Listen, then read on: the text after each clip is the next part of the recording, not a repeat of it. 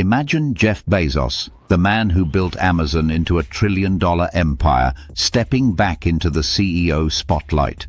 Not at Amazon, but leading a cutting-edge AI startup. That's exactly what's happening.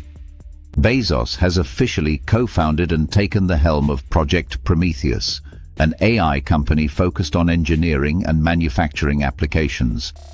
If you're into tech, this is huge.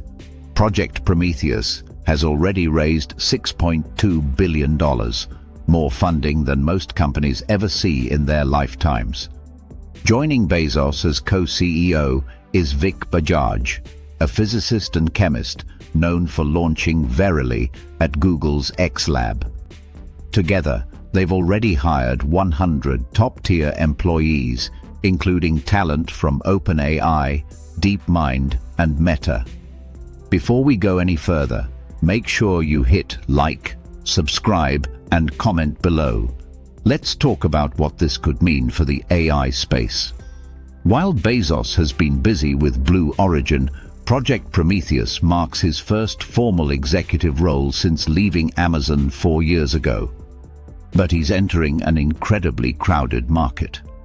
AI rivals like OpenAI are already pulling in billions, and questions are emerging about whether all this investment is sustainable. Even Michael Burry, famous for predicting the 2008 financial crisis, recently bet $1 billion against Palantir and Nvidia, claiming some tech firms may be inflating their earnings. Here's the bold insight.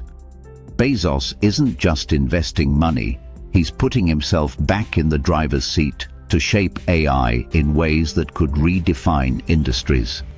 Engineering and manufacturing might never be the same. If you want to stay ahead of these developments, keep watching and check out the related video in the corner. Don't miss it. And if you're thinking about leveraging AI for your business, take action now and dive in before the competition catches up.